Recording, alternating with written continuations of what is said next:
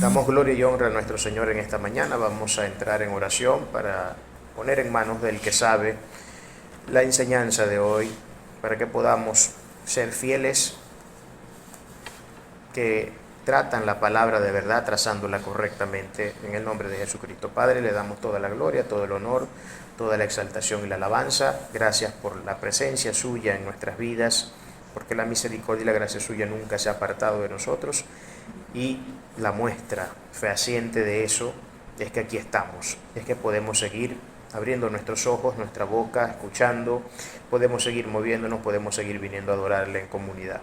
Todo esto se lo debemos a usted y nada más que a usted, Señor. Toda la gloria, el honor y la exaltación sea para usted. Y vamos a estar tratando un tema interesante. Le pedimos, todo en la Biblia es interesante, todo es importantísimo porque es su palabra gloriosa. Le pedimos que abra nuestro entendimiento, que abra nuestra capacidad de poder captar lo que hoy vamos a estar estudiando. A través de su glorioso Espíritu Santo, quien nos da inteligencia, quien nos da sabiduría, quien nos faculta para poder entender la grandeza de su palabra. En el nombre poderoso de Jesús. Amén.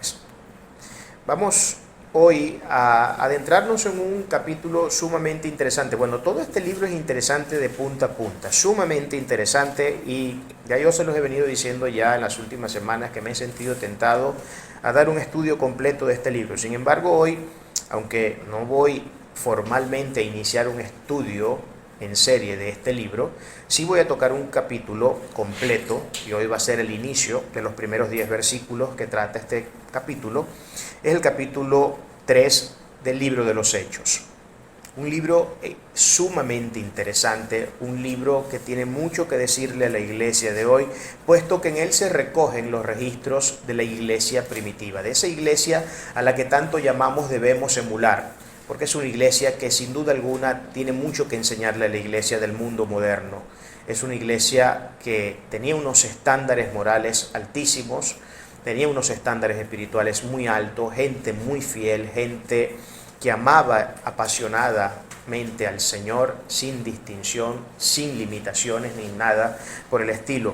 Y este libro, sin duda alguna, ha sido una bendición gloriosa históricamente hablando, desde todo punto de vista de la iglesia. Porque si hay una cosa espectacular que este libro muestra, ya no tanto en materia teórica, sino más bien en ver la praxis del creyente verdadero, es precisamente que nos hace saber cuál debe ser nuestra conducta, cómo debemos comportarnos como verdaderos hijos de Dios que somos, cómo debemos nosotros ejecutar la praxis de esto que hemos aprendido en la gloriosa palabra del Señor, porque este libro es sin duda alguna una exposición muy espectacular, muy poderosa, muy potente de lo que debe ser un verdadero cristiano, de lo que deben ser las obras de un cristiano de verdad y de cómo, por supuesto, debe funcionar la iglesia, de cómo podemos o debemos funcionar nosotros en comunidad. Por eso vamos a estar entonces haciendo lectura de estos 10 primeros versículos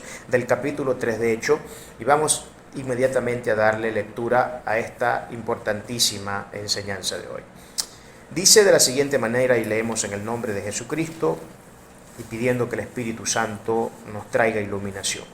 Pedro y Juan subían juntos al templo a la hora novena, la de la oración, y era traído un hombre cojo de nacimiento, a quien ponían cada día a la puerta del templo, que se llamaba La Hermosa, para que pidiese limosnas de los que entraban en el templo. Este, cuando vio a Pedro y a Juan que iban a entrar en el templo, les rogaba que les diesen limosna. Pedro, con Juan, fijando en él los ojos, le dijo: míranos. Entonces él les estuvo atento, esperando recibir de ellos algo. Mas Pedro dijo: no tengo plata ni oro, pero de lo que tengo te doy. En el nombre de Jesucristo de Nazaret, levántate y anda. Y tomándole por la mano derecha le levantó, y al momento se le afirmaron los pies y tobillos, y saltando se puso en pie y anduvo. Y entró con ellos en el templo, andando y saltando y alabando a Dios. Y todo el pueblo le vio andar y alabar a Dios, y le reconocían que era el que se sentaba a pedir limosnas a la puerta del templo, La Hermosa. Y se llenaron de asombro y espanto por lo que había sucedido. La imagen que nosotros podemos ver y que se puede imprimir de este texto, de este pasaje, en términos gráficos, es muy clara. Tenemos una situación acá que sin duda alguna era el pan de cada día en la vida de los primeros cristianos. Y lógicamente, cuando nosotros pensamos en esa idea, es inevitable contrastar esa realidad con la realidad de la iglesia moderna. Es inevitable preguntarse por qué en aquellos tiempos sucedían cosas tan gloriosas como esas y hoy, por el contrario, parece ser que estas cosas ya como que no forman parte de la iglesia actual, no forma parte de la experiencia verídica y legítima que un cristiano debe tener. Son algunas preguntas de fondo que sin duda alguna nos llevan de manera obligatoria a tener que formulando ciertas cuestiones, ¿no? Porque sin duda alguna, para el que es un poco crítico y analiza cuando lee, al menos de una manera decente, tiene que llegar sin duda alguna a estas preguntas. Hablando un poco ya de manera más general acerca de este libro, ya todos sabemos que este libro lo escribió Lucas. Lucas, que era uno de los fieles y amados discípulos de Pablo, uno de los fieles compañeros de Pablo, compañeros de ministerio, era médico. Se dice que este es como la extensión del Evangelio de Lucas, es como decir la segunda parte del Evangelio de Lucas, que por cierto fue dirigida a la misma persona, a Teófilo. Tanto el Evangelio de Lucas como ahora el Hecho de los Apóstoles es un libro que fue dirigido a la misma persona.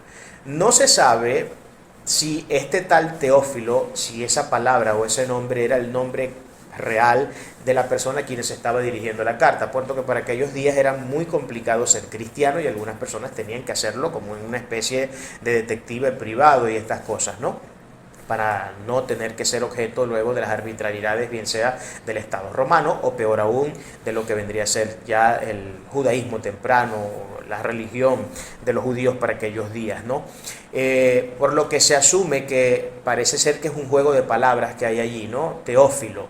Teos está formado por dos palabras, teos que significa Dios en griego y fileón que significa amor, por lo que quiere decir es que a lo mejor un hombre que ama a Dios. Sencillamente eso es lo que pudiera ser que estuviera más bien traduciendo, y Pablo no estaría dando en este sentido, más bien Lucas no estaría dando en este sentido el nombre propio real de la persona, sino más bien esa conjunción allí de términos que simplemente referencian al hecho de que es alguien que lógicamente habla o ama al Dios Todopoderoso. Este libro lo recoge Lucas. Lucas fue uno de los más grandes historiadores del primer siglo.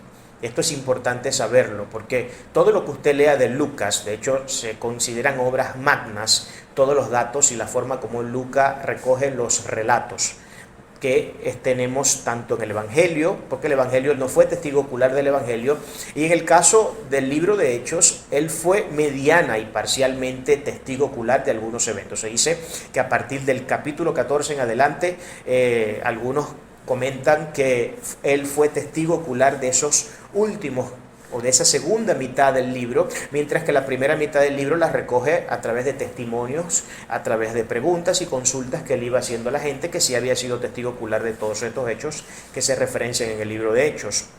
Eso es un detalle importante a resaltar. La manera más correcta, la que los eruditos y grandes estudiosos bíblicos llaman, que debería ser llamado este libro, en vez de Hechos de los Apóstoles, Hechos del Espíritu Santo. Porque realmente lo que vemos es la puesta en marcha del poder del Espíritu Santo obrando en el corazón de cada hombre y de cada mujer que se había rendido a los pies del Maestro, que se había rendido a los pies del Señor. Y recoge, por supuesto, los registros de la iglesia primitiva. Sin más preámbulos, vamos a entrar en el análisis de lo que vendrían a ser los dos primeros versículos de este capítulo, donde los apóstoles llegan al templo, básicamente, y se encuentran con esta persona lisiada que estaba a la puerta del templo, pidiendo limosnas, pidiendo una ayuda financiera para poderse sostener, para poderse sustentar, porque ya usted sabrá que cualquier problema que una persona tenga de minusvalía en cualquier situación, articulación, sea que no camine, sea que no tenga brazos, siempre representa un impedimento muy fuerte para poder laborar. Dice entonces la palabra de la siguiente manera: Pedro y Juan subían juntos al templo a la hora novena, la de la oración. Y era traído un hombre cojo de nacimiento, a quien ponían cada día a la puerta del templo y se le llamaba la Hermosa. para que pudiese o pidiese limosna de los que entraban en el templo. Entonces la imagen que tenemos acá es muy clara. Tenemos a los dos apóstoles, a Pedro y a Juan, subiendo al templo, cumpliendo así con la tradición judía que tenía por formato convencional practicar la oración 3 veces al día. Las horas en las que esta oración se practicaban eran la hora tercia, que son las 9 de la mañana, la hora sexta, que son las horas del mediodía, y la hora novena, que es a la que se llega en este momento, según el relato, al templo a orar, que eran las 3 de la tarde. Hora tercia, hora sexta y hora novena. Esas eran las 3 horas. Por lo general el judío solía ir al templo para hacer estas oraciones, puesto que ellos creían que era doblemente bendecidos hacer las oraciones dentro del templo a que lo hicieran, por ejemplo, en su casa. Ellos pensaban que recibían una doble bendición por eso. Lógicamente esto era muy común en aquellos tiempos, ¿no? Que personas con ciertas discapacidades y ciertos problemas de salud fueran llevados a las puertas de los templos para que la gente, se supone que la gente que va a un templo es gente que al menos intenta ser piadosa, y uno tiene aparentemente mayor posibilidad de percibir la ayuda de alguien que se supone que va a buscar a Dios y que va a alabar a Dios y que tiene algún tipo de sensibilidad por la sociedad, puesto que ama a Dios. Y por eso de manera estratégica esto era algo que se estilaba mucho en aquellos tiempos. Por supuesto, esto no solamente se estilaba en aquellos tiempos, yo creo que esto es un tema histórico, ¿no? Nosotros podemos ver que estas cosas también suceden hoy día. Hoy día, bueno, ya no solamente son las puertas de los templos que se utilizan para estas cosas, aunque ya muy poco se ve eso realmente. Donde más se ve esto es en las puertas de los bancos. En las puertas de los bancos sí suele mucho ir la persona mendiga, la persona que necesita una ayuda financiera, una ayuda en recursos, o también se ponen mucho a la puerta de los negocios, de cualquier zona comercial, un centro comercial, de algún almacén, alguna zapatería, etcétera. Esas son cosas que nosotros podemos ver que son muy común. Lógicamente, todo esto se hace porque la persona que está buscando ayuda financiera necesita ubicarse en un lugar estratégico, ¿no? Necesita ubicarse en aquel lugar, bien sea que por razones comerciales tiene la potencialidad de que reciba una ayuda, o bien sea que por razones religiosas, buscando la contrición del espíritu y del corazón de las personas que están sensibilizadas ante Dios y que quieren ayudar al prójimo porque entienden que esto es un mandamiento que está dentro de las páginas de la Biblia, pueden también tener la posibilidad de recibir la bendición de parte de estas personas. Por lo que esta es la imagen clara que nosotros podemos ver acá. En los versículos 3 al 8, y son los próximos que vamos a estar leyendo, dice de la siguiente manera, y aquí tenemos la verdadera función apostólica y sus efectos. Esto fue uno de los subtítulos que yo le quise dar a estos próximos versículos. Y ustedes van a ver que voy a estar trazando un poco el tema, voy a estar diagramando mucho el tema en la medida que vamos avanzando en la enseñanza, de lo que no solamente es un verdadero cristiano, sino de lo demás, lo que es un verdadero apóstol. Porque si hay algo que hay que enfatizar en este tema es precisamente la cuestión apostólica. Porque ya ustedes saben que nosotros hoy lamentablemente estamos siendo objeto de cantidades de falsos maestros que se dicen llamar apóstoles, se dicen llamar profetas, pero que son pseudos ministros y son pseudos ministerios y son pseudos iglesias. Lamentablemente, porque eso es lo que Pablo dice, e incluso hay una maldición para esta gente, dice que los tales sean anatema, porque están predicando un evangelio que nada tiene que ver con el evangelio que está trazado en las páginas de la Biblia. Y por eso tendrán que pagar consecuencias. Todo falso maestro tendrá que pagar consecuencias por sus falsas enseñanzas, por querer de alguna manera influenciar a la gente a hacer cosas que no deben y a prácticas que lógicamente están muy lejos de las Santas Escrituras. Por lo que vamos a tener un enfoque muy centrado en este aspecto, aunque sin perder de vista, por supuesto, el mensaje principal que tenemos acá dentro de este pasaje que hemos recogido para darle expresión en esta mañana. Cuando vio a Pedro y a Juan que iban a entrar en el templo, les rogaba que le diesen limosna. Pedro, con Juan fijando en él los ojos, le dijo: míranos. Entonces él estuvo atento, esperando recibir de ellos algo. Mas Pedro dijo: no tengo plata ni oro, pero lo que tengo te doy. En el nombre de Jesucristo de Nazaret, levántate y anda. Y tomándole por la mano derecha, le levantó, y al momento se le afirmaron los pies y tobillos, Y saltando se puso en pie y anduvo y entró con ellos en el templo, andando y saltando y alabando a Dios. Ahora, es clara la imagen. Este mendigo era una persona que se había puesto en la puerta de la iglesia llamada La Hermosa porque estaba requiriendo la ayuda financiera de las personas que por allí entrasen. Nuevamente volvemos a enfatizar la idea, se elige esa zona, se elige ese lugar porque se supone que ahí entra gente que al menos intenta con la piedad, al menos intenta con la misericordia, al menos intenta con la compasión hacia el prójimo, porque esto era un mandamiento muy claro para Israel. Ayudar al prójimo, amar al prójimo, tenderle la mano a todo el que necesite. Esto era algo que estaba muy integrado dentro de la cultura israelí o la cultura israelita. Entonces, lógicamente, él estaba esperando recibir una bendición financiera. Sin embargo, el Dios al que nosotros le servimos, el Dios al que nosotros amamos, el Dios al que hemos decidido entregarle nuestras vidas, es un Dios que suele dar mucho más de lo que nosotros pedimos. Ahora, ese más, tenemos a veces muchos problemas con interpretar ese más. A veces ese más creemos que si yo estoy pidiendo, por ejemplo, $100 de ayuda, el Señor me dé 1,000 o me dé 5,000. A lo mejor no le da ni siquiera dinero, a lo mejor le da algo mucho más valioso que el dinero, y es precisamente el hecho que tenemos presente acá. Lo que aquí vemos es a un hombre que lejos de recibir una ayuda financiera, recibe una ayuda que es infinitamente superior a la de una ayuda financiera. Y esto es algo que yo creo que pasan de vista estos ministerios, vuelvo y repito, pseudo ministerios apostólicos y proféticos que existen hoy, el pseudo evangelio de la prosperidad, porque todo esto son falsedades que se venden a los incautos, se venden a las personas que a veces no es ni siquiera a los incautos, sino a la gente que tiene ese corazón también, ¿no? Porque por ahí decía un predicador, y estas palabras creo que son muy sabias, que Dios le da a la iglesia el pastor que se merece.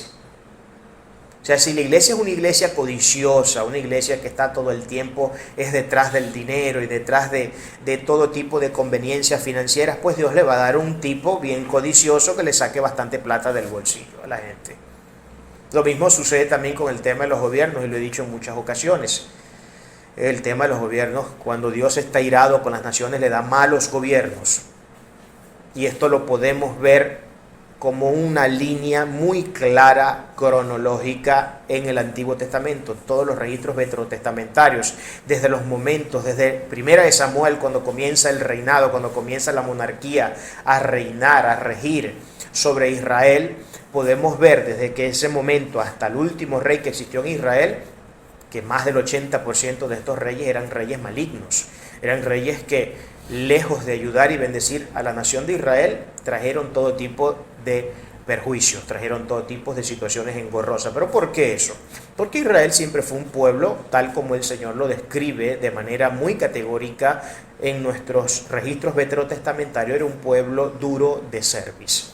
Era un pueblo idólatra, era un pueblo desobediente, era un pueblo rebelde. Y por supuesto, cuando tenemos un pueblo cuyas características que adornan sus caracteres principales son estos, pues lógicamente Dios tiene que actuar en consecuencia. Y Dios no puede bendecir un pueblo que vive en esas. Por eso que nosotros podemos ver como muchas naciones dentro del mundo en el que vivimos son naciones que siempre han vivido sumidas completamente en la miseria y en todo tipo de desastres, puesto que sus pueblos están en todos menos en las cosas de Dios. Entonces son gentes que viven de espalda a Dios. Todos hablamos mucho de la gran pobreza y miseria y de los casos que parten el alma ver de, por ejemplo, el África, niños muriendo de desnutrición, como, no sé, como matamos nosotros cucarachas al día o como matamos mosquitos al día, lamentablemente, pero todas esas cosas vienen por razones que son muy claras dentro de las prácticas comunes que tienen, por ejemplo, este continente, ¿no? El África y la gran mayoría de los países que hacen vida dentro del África, ¿no? Gente que se dedica a la hechicería, a la brujería, a la chamanería y a una cantidad de prácticas que son totalmente penadas por las Sagradas Escrituras y que son absolutamente pecaminosas. Y el pecado siempre traerá como consecuencia la muerte, no puede traer vida. El pecado nunca trae vida, el pecado siempre va a traer muerte. Entonces, acá este hombre pide una ayuda financiera, los apóstoles ante la ayuda financiera que está pidiendo este hombre, responden de una manera que seguramente jamás se iba a esperar ni en sus más deseados sueños el hombre que tenemos acá pidiendo la limosna. ¿Y qué es lo que sucede? Porque es interesante el evento que viene a continuación. Porque este hombre ciertamente no recibió una ayuda financiera. ¿Y por qué no la recibió? Porque el mismo apóstol Pablo, el mismo apóstol Juan y el mismo apóstol Pedro fueron absolutamente conscientes, eran conscientes de su realidad, además eran completamente sinceros. Ellos le dijeron, mira, nosotros no tenemos ni plata ni oro que darte. Me imagino si pudiéramos hacer una pausa de algunos cuantos minutos, porque aquí todo se cuenta a renglón seguido y parece ser que no nos da mucha posibilidad de detenernos a pensar en cuál pudo haber sido la manera de expresarse en ese momento, cómo pudo haber sido el lenguaje corporal y las palabras o la cara que pudo haber puesto aquel pobre hombre que estaba esperando una ayuda financiera, cuando Pedro y Juan le dicen, nosotros no tenemos ni medio, estamos más limpios que rodilla de chivo. Estamos completamente arruinados desde el punto de vista financiero. No hay en nuestras alforjas un solo dracma. No hay una sola moneda de plata. No hay absolutamente nada con lo que nosotros podamos contribuir a tu causa de requerimiento financiero. Y entendemos que es una necesidad importante, que en la medida que nosotros podamos suplirla y podamos ayudar en ello, lo hacemos. Ojo, fíjense que acá los apóstoles no están diciendo, no se están negando la ayuda financiera porque ellos no consideren que la ayuda financiera sea importante.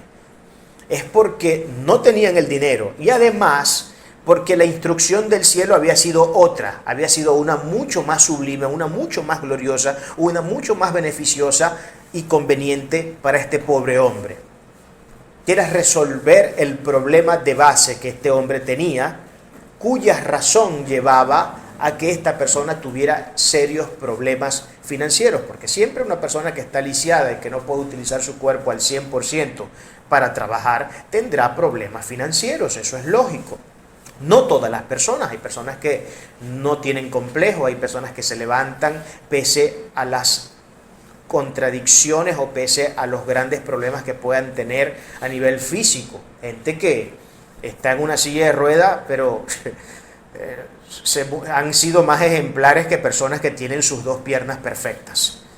Se han estudiado, se han graduado, han tenido familia, tienen una situación económica resuelta, aportan, bendicen gente. Esas cosas existen. Yo tengo un caso muy cercano en mi familia. Y esas cosas existen. Pero ya saben que no todo el mundo tiene esa misma fuerza mental. No todos tienen esa capacidad psicológica. Hay personas que necesitan una ayuda extra, porque no todos tienen esa capacidad, lamentablemente.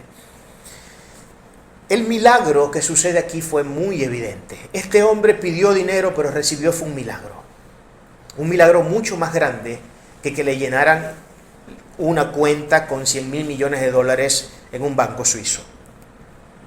Porque nosotros somos tan ricos, aún no teniendo a veces ni un bolívar en el bolsillo, pero no nos damos cuenta por lo inconscientes que somos al analizar las riquezas que tenemos.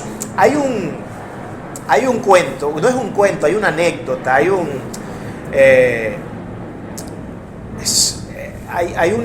una ilustración que se puede traer a colación acá. Hay un evento donde un hombre que tenía serias necesidades económicas, se le presenta otro de frente que tenía mucho dinero y que tenía tanto dinero que podía sin duda alguna solventar la situación de este hombre. La podía solventar en todos los sentidos. Entonces este hombre tenía serios problemas financieros y tenía un hijo enfermo al cual tenía que tratar. Tenía un hijo enfermo con problemas de salud y tenía que tratar, y para ello se necesitaba mucho dinero. Entonces el hombre le dice, mira, yo te puedo resolver tu problema, te ofrezco $100.000 por tus brazos. El hombre lo pensó, wow, $100,000 por mis brazos, increíble propuesta. Con esto resolvería toda mi vida y varias generaciones mías vivirían holgadamente. Pero el hombre dijo, pero es que si me quedo sin brazos, me perderé la posibilidad tan hermosa, preciosa e inigualable de abrazar a mi hijo. No podré experimentar la belleza de abrazar a mi hijo. Y se negó a la oferta. Dijo, no, paso de la oferta. Le ofreció 200,000 por las piernas. Imagínense, la tentación fue mayor porque ya no eran 100, eran 200. Se había elevado al doble la cantidad de dinero. El tipo lo pensó, luego de tanto pensarlo, llega a una conclusión muy parecida a la primera. Pero es que si me quedo sin piernas, no podré vivir la hermosa experiencia de caminar tomado de la mano con mi hijo. Y eso no tiene precio.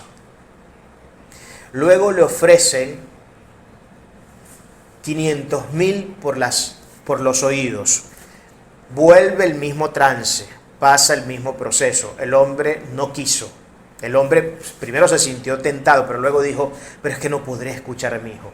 Y por último, el tipo le ofrece $1,000,000 por sus ojos. $1,000,000 por sus ojos. ¡Wow! $1,000,000 por sus ojos. El hombre dijo, definitivamente esto es de pensarlo, ¿no? Y vuelve al mismo procedimiento, se dedica a pensar y a pensar y a pensar, pero luego llega a la conclusión. No puedo dar ni siquiera $100,000,000 más. Si me ofreces todo el dinero del mundo por mis ojos, no te los daría, porque es un bien muy preciado para mí, puesto que ello me permitirá ver crecer a mi amado hijo. ¿Qué es lo que trae de fondo esta pequeña historia? ¿Cuál es la moraleja? Somos trillonarios y no lo sabemos. Miren lo que pueden valer cualquier miembrito de nuestro cuerpo. Y no lo sabemos. No lo sabemos. Pensamos que la riqueza, que tener y vivir en abundancia significa tener una cuenta suiza llena de muchos billetes de $100. Pero la mayor y más grande riqueza, y está mostrada acá en el texto, no tiene que ver con el hecho de tener una solvencia económica gigantesca. Aunque eso es importante, ojo, yo no quiero que me malinterprete. Mi mensaje no va en contra del dinero, ni de que la gente crezca y la gente se haga exitosa y tenga su negocio, sea un excelente empresario, etcétera, lo que sea. No va en contra de esto. Todas estas cosas son importantes y el dinero es un medio con el que nosotros podemos movernos. Y es necesario, lógicamente es necesario. Lo que estoy enfatizando es la idea que el mismo texto nos está presentando. Hay cuestiones que son infinitamente más valiosas que todo el oro y la plata que puedan haber recibido. Yo estoy seguro que si este cojo se le hubiera puesto a escoger entre todo el dinero existente en el mundo actual, en el mundo de su entonces, y sus piernas, estoy seguro que si la persona tuviera al menos 2 dedos de frente, hubiera decidido por la sanidad de sus piernas. Porque eso no tiene precio. Y estoy seguro que cualquier persona daría... Mira, había un reino en la Edad Media, un rey en la Edad Media. No recuerdo cuál rey de ellos era, pero usted sabe que la Edad Media era una edad bastante complicada, sobre todo en términos sanitarios, porque no existía la ciencia médica, no se había desarrollado. Y era muy complicado y la gente se moría a veces de gripecitas tontas. Cualquier cosita era suficiente para llevarse al otro mundo a las personas.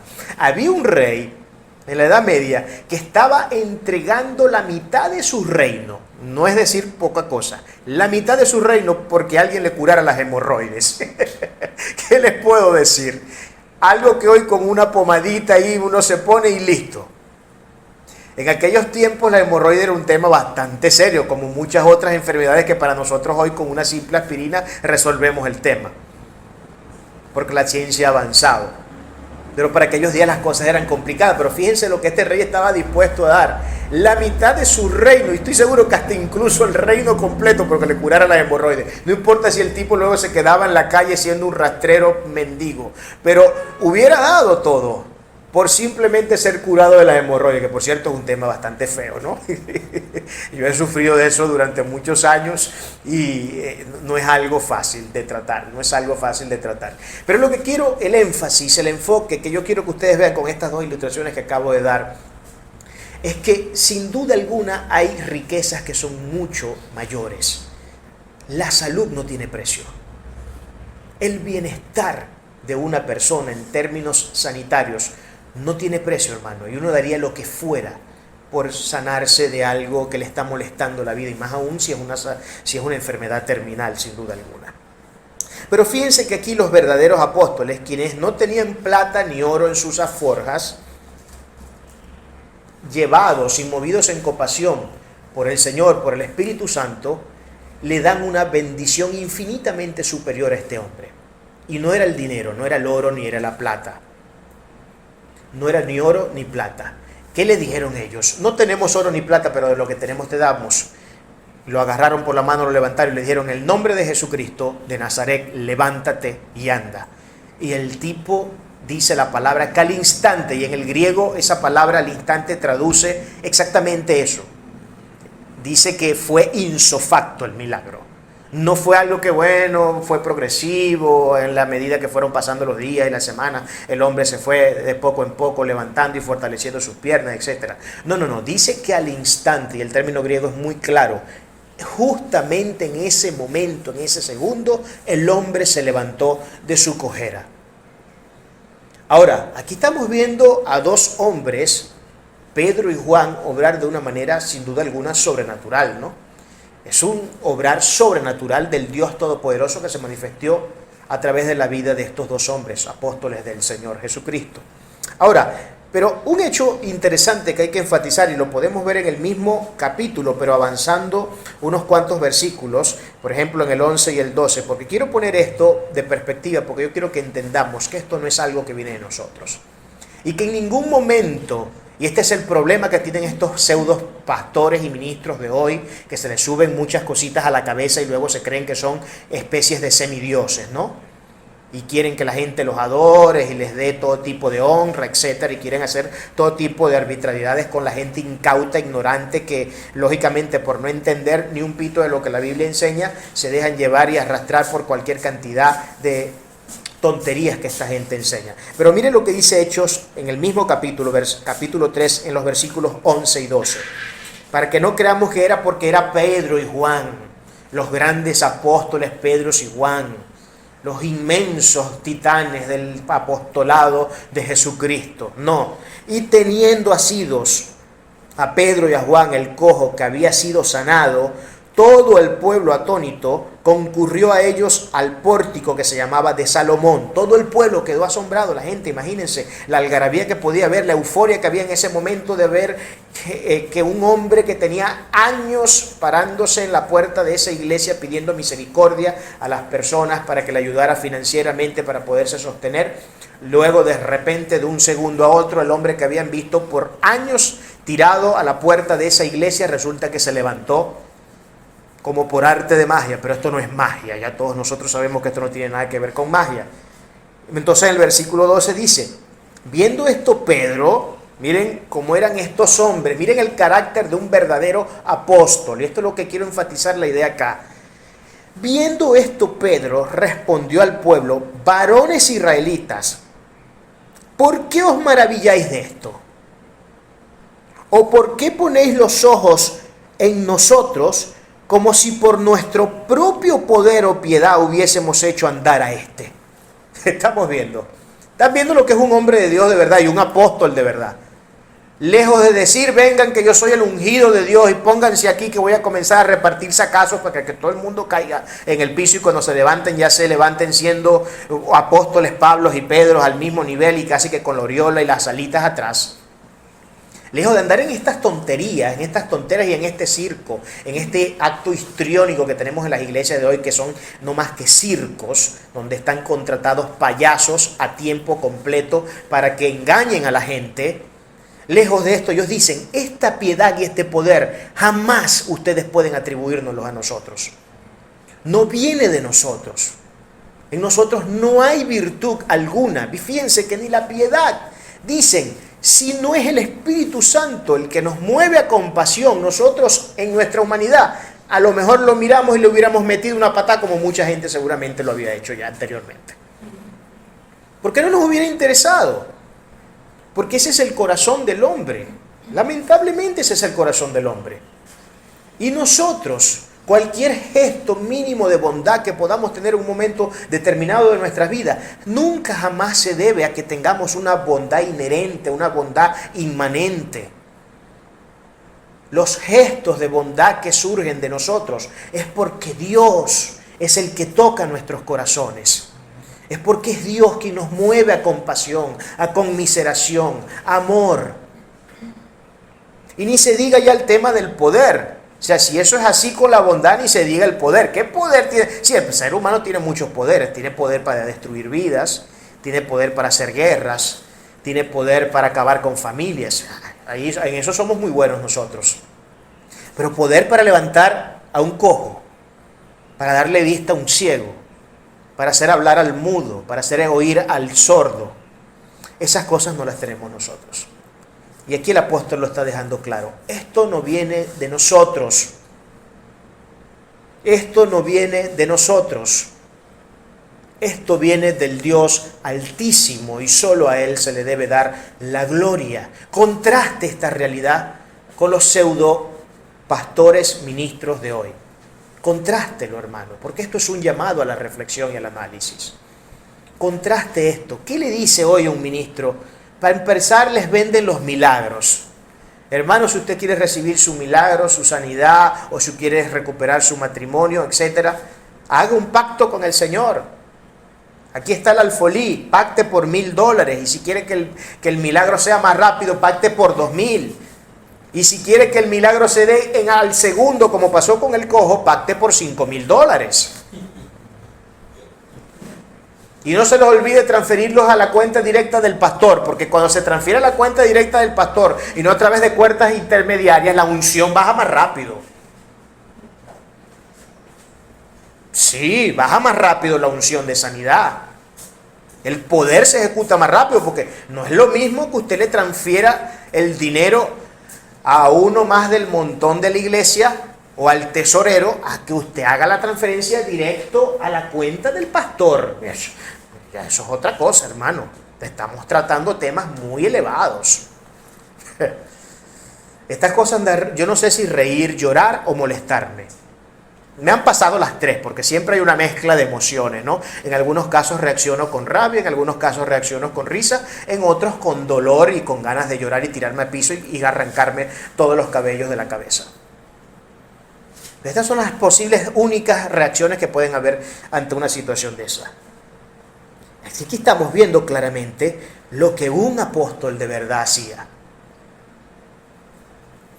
No era una persona que primero que nada estaba alardeando, creyendo que la bondad y el poder que se manifestaba por medio de ellos era inherente a su propia naturaleza, ni tampoco andaban engañando a la gente con el tema del dinero y queriéndoles resolver la vida a la gente. Aquí ellos le dieron un bien mucho mayor que el de que les hubieran podido dar $50,000 en el momento al tipo.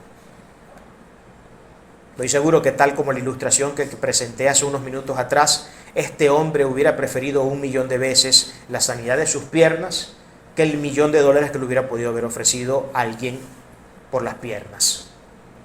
Estoy más que seguro. Es más, yo a veces por una gripecita, no sabe lo que soy capaz de dar por salir del fastidio de una gripe, que es bien fastidioso, por cierto. Uno es capaz de dar cualquier cosa. El verdadero siervo del Dios Altísimo ayuda al necesitado, levantándole como Pedro lo hace en el versículo 7. Fíjense que Pedro toma al cojo de la mano y lo ayuda a levantarse. Allí tenemos otra enseñanza poderosa.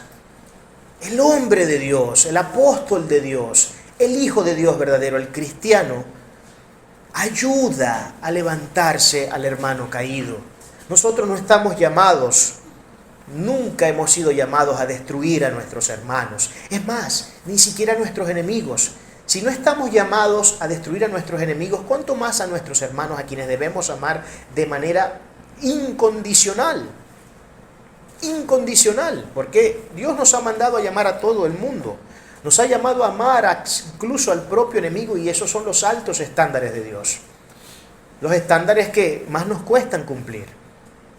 Pero aquí tenemos a un Pedro que lo agarra, no solamente, fíjense, no solamente se conformó con saber que el Espíritu Santo iba a hacer una obra gloriosa en ese momento, porque ellos tenían que saberlo, sino que además de eso él dijo, en algo, porque es que lo que voy a hacer nada viene de mí, pero por lo menos mis brazos tengo que poner para ayudar a levantar a este tipo.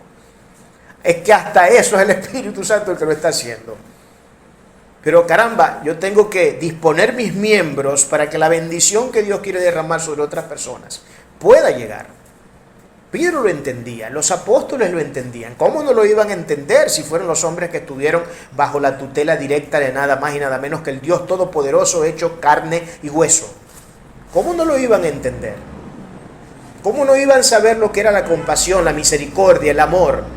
¿Y cómo no iban a conocer el poder de un Dios infinito que era capaz de hacer cualquier cosa que Él quisiera, cuando quisiera y como quisiera?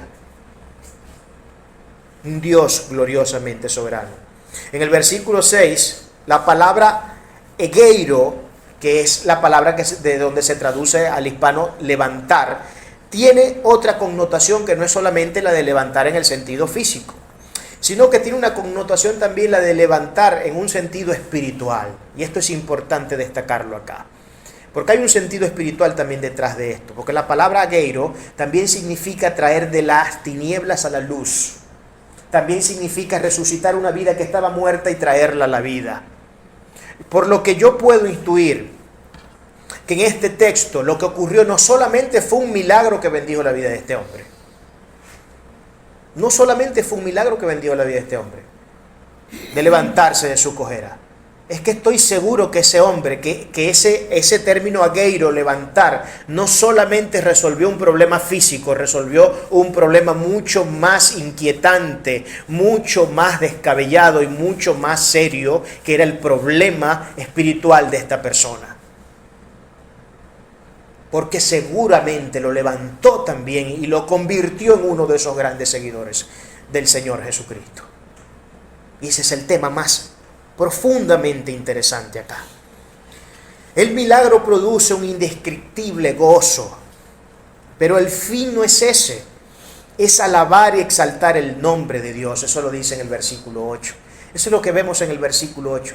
El milagro lógicamente siempre va a producir una inmensurable sensación de gozo.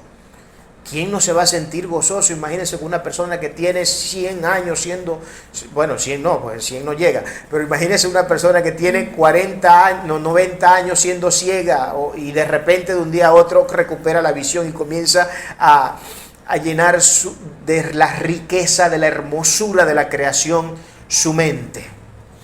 Y comienza a saber ya no por conceptos abstractos y teóricos lo que es un árbol, lo que es el cielo, lo que es la luz y todas estas cosas, sino que ahora comienza a ser testigo ocular directo de todas estas grandezas y bellezas que Dios creó.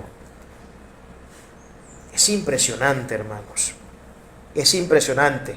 Pero el fin de todo esto no es ni siquiera el gozo en sí, el fin último de todo esto, porque eso es lo que nos deja ver el texto entre líneas, es que Dios sea alabado, glorificado y exaltado. Si Dios no es alabado, glorificado y exaltado, cuando eventos como estos ocurren, en vano fue. No se cumplió el propósito. No se cumplió el propósito. Entonces ustedes conocen la historia de un hombre que iba a las campañas a que Dios lo levantara de la silla de ruedas. Y nunca lo levantaba, y fue a 100.000 campañas. Yo no sé si esto sea cierto o sea mentira, pero igual sirve como una ilustración. Nunca lo levantaba, pero hubo un momento en que Dios le preguntó al Señor, pero ¿por qué no me levantas? ¿Por qué no me levantas? Le preguntan al tipo, más bien, le preguntan, mira, ¿qué sería lo primero que tú harías si Dios te concediera el milagro de levantarte en tus dos piernas? Lo primero que harías es agarrar al mal, y dijo la palabra, que me dejó lisiado con 2 tiros que me pegó en la pierna, y le haría exactamente lo mismo. Ahora, ¿cómo creen ustedes que Dios va a levantar a una persona que espera recibir un milagro de Dios para irse a vengar de la persona que le hizo y le causó el perjuicio que le causó. ¿No crean ustedes que esto es algo que solamente sale en las novelas y en las películas de ciencia ficción?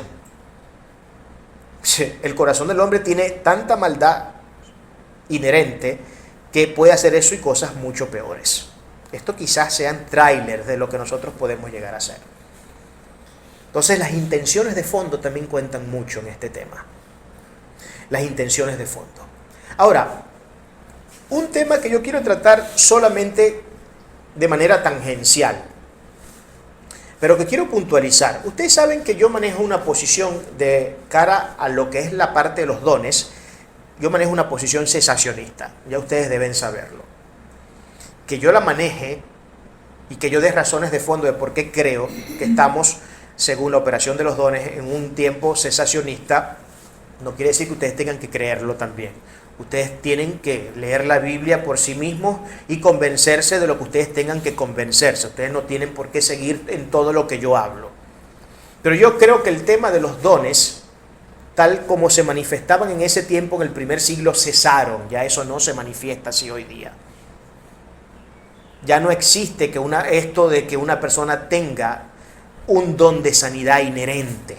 Que yo tengo el don de sanidad y entonces, bueno, como el hermanito Juan tiene el don de sanidad, vamos a llamar al hermanito Juan para que ore por el lisiado, para que ore por el que tiene cáncer o el que tiene sida, para que sane. Porque es que ese hombre donde pone las manos enseguida, insofacto. Bueno, yo estoy cansado de ver esos fraudes. Estoy cansado de ver gente, mire, yo no sé cuánta gente han traído a orar por mí desde que yo me enfermé con supuestos dones de sanidad.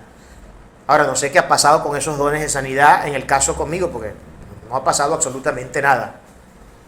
Y yo sigo lidiando con mi situación de salud. No sé qué pasó con esos hermanos. ¿Será que ese día el don se les olvidó encenderlo cuando salieron de su casa y cuando llegaron luego no se dieron cuenta que no lo habían prendido y entonces la cosa no pudo funcionar? Ahora, aunque yo estoy suma y claramente parado en una posición cesacionista de los dones, yo no creo que hoy un creyente pueda ostentar un don como el don de sanidad, un don como el don de palabra, de ciencia, de sabiduría y de fe de manera inherente. Ahora, esto no es, porque yo soy un cesacionista moderado, no un cesacionista extremista, esto no dice en ningún sentido, y esto es lo que quiero que quede claro. Yo no estoy diciendo con esto que yo no crea que el mismo Dios de milagros y de poder que levantó al cojo y que levantó a Cristo de los muertos y que levantó a muchos otros, no opere hoy exactamente igual. Yo sigo creyendo en un Dios de milagros y yo sigo creyendo en un Dios que puede levantar a un muerto. Yo sigo creyendo en un Dios que puede levantar a un lisiado. Yo sigo creyendo en un Dios que le puede dar la vista a un ciego. Esas cosas, claro que pueden seguir sucediendo. Ahora, esto no sucede en el contexto de una persona que se crea con la habilidad inherente y exclusiva del don de la sanidad. No, estas cosas ocurren a discreción de Dios y de su soberana voluntad. Cuando Él quiere, cuando Él quiera, donde quiera, como quiera, Él lo hace. Y a lo mejor no es necesario ni siquiera que llegue un hermano a orar por usted. Usted mismo, orando por usted mismo, puede recibir el milagro. Porque estas son manifestaciones del Espíritu Santo. Y si el Espíritu Santo está en todos, todos tenemos la potencialidad de ser instrumentos del Espíritu Santo para que Él se manifieste obrando un milagro a través de nosotros. Claro que sí. Pero no porque yo tenga la concesión de un don entregado de manera particular a mí y que yo me crea que porque tengo el don de sanidad, entonces yo nomás hago abrir la boca y enseguida todo el mundo se sana. Porque si la cosa, mire, para los fines prácticos, es que para esto no hace falta tener mucho cerebro, solamente analizar un poquito. Piense por un segundo, si la cosa funcionara así de fácil, pregunto, ¿existirían enfermos en este mundo? No existirían, hermanos. Miren, yo no estuviera pasando lo que estoy pasando. Porque al primero que hubiera llegado a orar por mí, de estos que dijeron que tenían el don de sanidad, yo hubiese sido libre de una vez. Ahora, ¿por qué no fue libre? Algunos dirían, no, que te falta fe o estás en pecado. Bueno, imagínense, si a esas vamos, todos tenemos el mismo serio problema. porque todos hemos tenido problemas con la fe y todos hemos tenido problemas de pecado y lo seguimos teniendo y lo seguiremos teniendo hasta que el día que el Señor decida manifestarse y llevarnos a su gloria. Entonces, si esos son los obstáculos que impiden que situaciones de este tipo ocurran, entonces que nadie va a ser sanado nunca, jamás. Nadie. Porque todos tenemos problemas, todos hemos tenido una crisis en algún momento con nuestra fe. Todos hemos tenido flaquezas y falencias en nuestra fe. Todos hemos tenido situaciones de pecados con las que tenemos que lidiar. Entonces estas tonteras y estos argumentos, estos sofismas de niños de 5 años que no han desarrollado todavía bien su cerebro, definitivamente no tienen asidero. Estos argumentos no tienen pie ni tienen cabeza. Son completamente infundados. Que Dios puede hacer milagros, que Dios puede levantarte, que Dios puede hacer grandeza, que Dios te puede dar sabiduría, que te puede dar conocimiento, que te puede dar fe, todo eso te lo puede dar. Y todo eso se puede manifestar a través de nosotros. ¿Pero por qué? Porque el Espíritu Santo está en nosotros y la potencialidad de que las manifestaciones del Espíritu Santo que mueren en nosotros se puedan manifestar en un momento determinado para ayudarnos en nuestras crisis, están presentes 24 horas, 7 días a la semana. Pero ¿cuándo es que esto ocurre? Cuando yo lo digo, cuando yo oro, cuando yo lo declaro, lo decreto, lo profetizo, lo reclamo, o lo ordeno a Dios y no te recibo un no como respuesta, como han dicho por ahí algunos. No, esto sucede cuando la soberana voluntad de Dios dice, lo voy a hacer. No porque me lo estés pidiendo ni siquiera, yo lo voy a hacer porque yo quiero, pero no porque nadie me lo pida.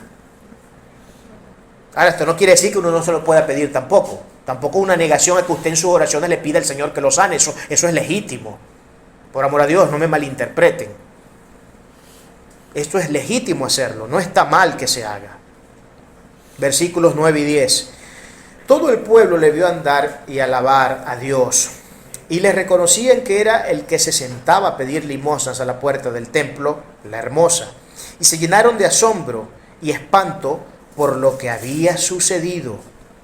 Fíjense que acá un elemento importante que podemos ver acerca del milagro, y esto también tenemos que nuevamente volver a llamar a un análisis de contrastación con la realidad actual. Cuando ocurrían milagros, esto era algo que colectivamente se sabía.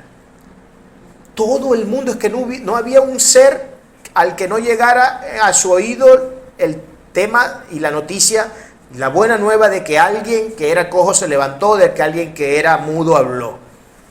Estas cosas ocurrían.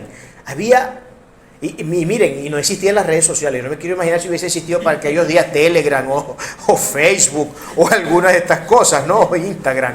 Sí, yo no me quiero imaginar. Mire, esa gente era tan eficiente en la comunicación de los milagros reales y verdaderos que les producía, por cierto, espanto y asombro, porque esa es la palabra que utiliza acá. Les producía asombro y espanto. Pero esa gente era tan eficiente que dejaba en pañales a las redes sociales de hoy. Dejaban en pañales a las redes sociales de hoy. Para que tengamos idea. ¿Por qué quiero enfatizar este hecho?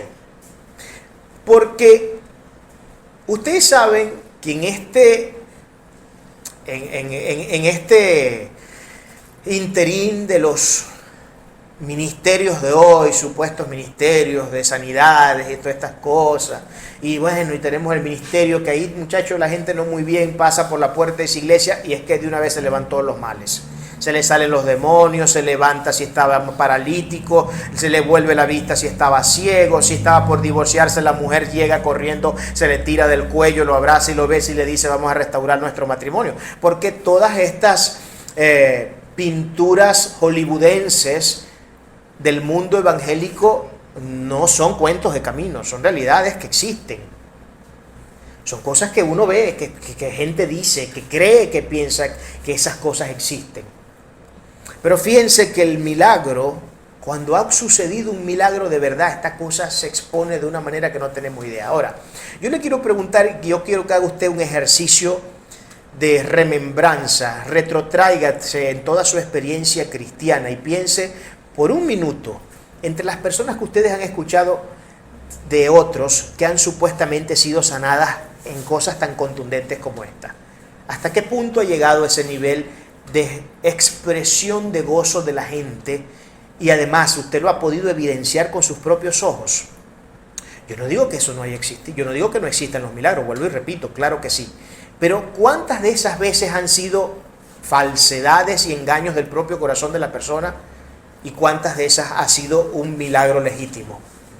Sí, hermano, yo al momento, bueno, sí, en un minuto no me bastaría para recordar tantas cosas que me han dicho y tantas experiencias que me han contado, ¿no?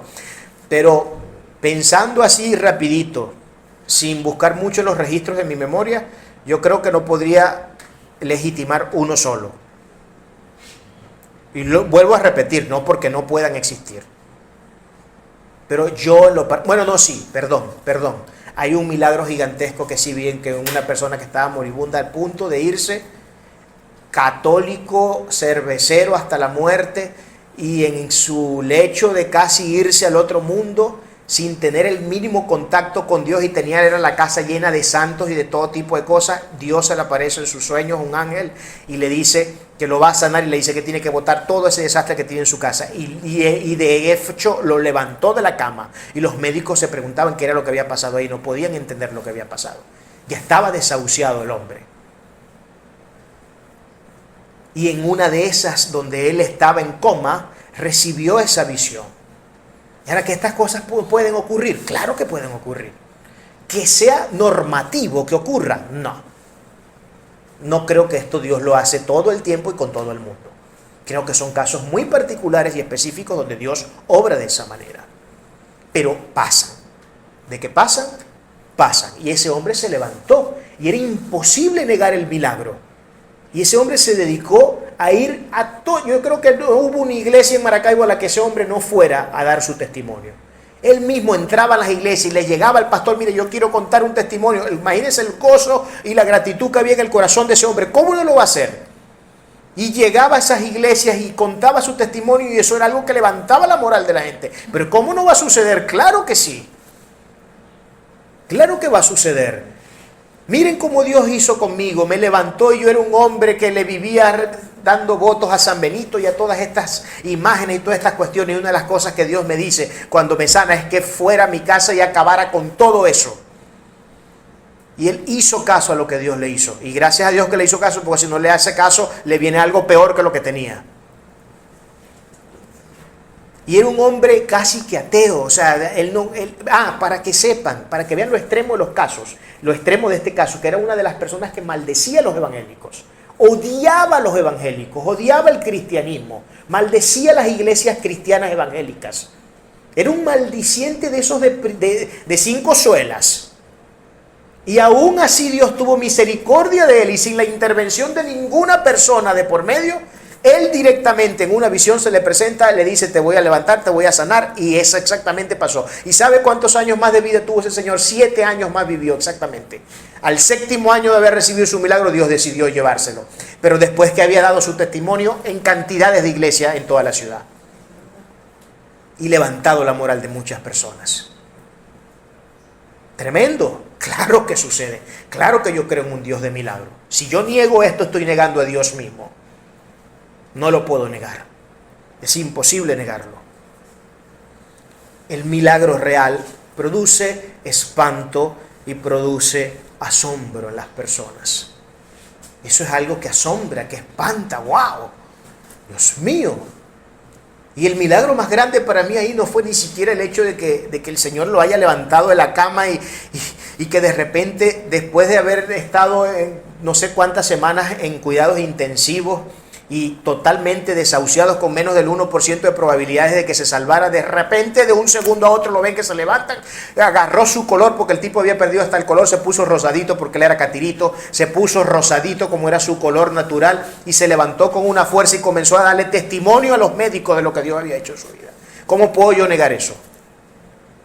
No lo podemos negar, es imposible negarlo. No es difícil entender los eventos ocurridos en el relato. Era simplemente la puesta en marcha de lo que un Dios de amor benevolente e infinito puede llegar a ser. Esa expresión de amor divino es una impronta que se observa en cada libro del sagrado texto. Lo que nosotros llamamos sobrenatural es en realidad lo natural de Dios. Es lo sencillo para Él.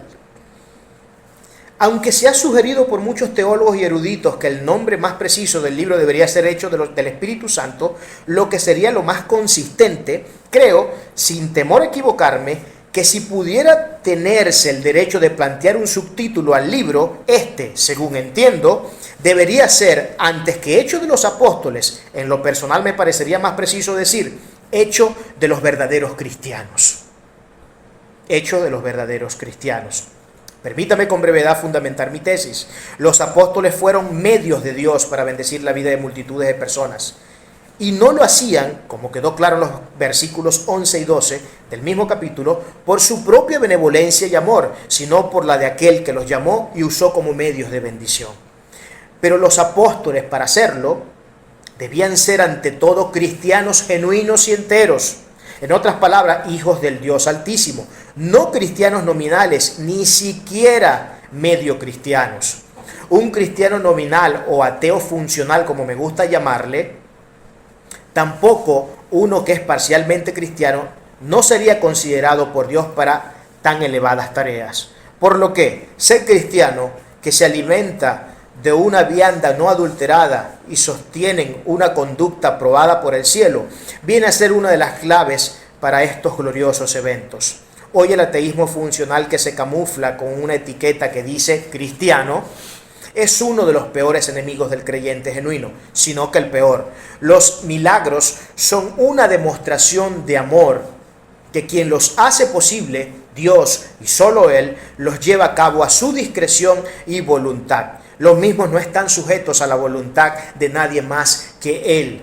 No son las declaraciones positivas del ocultismo y el chamanismo de los pseudos apóstoles y profetas de hoy los que promueven esos eventos sobrenaturales. Dios y solo Él, con su Santo Espíritu, es el autor y ejecutor de lo que nadie más podría ser. El Dios que levantó al cojo es el mismo que hoy levanta a millares de personas alrededor del mundo. Pero no solo en el formato de evidenciar un acto de sanidad milagrosa instantánea. Creo con toda seguridad que, aunque Dios sigue haciendo milagros hoy, la mayor parte de ellos no está circunscrito a la categoría de esos hechos que causan espantos, como ver a un paralítico levantarse, a un sordo escuchar, a un mudo hablar o a un muerto salir de la tumba. Los mayores y más grandes milagros no son esos, aunque no dejan de ser causa de asombro.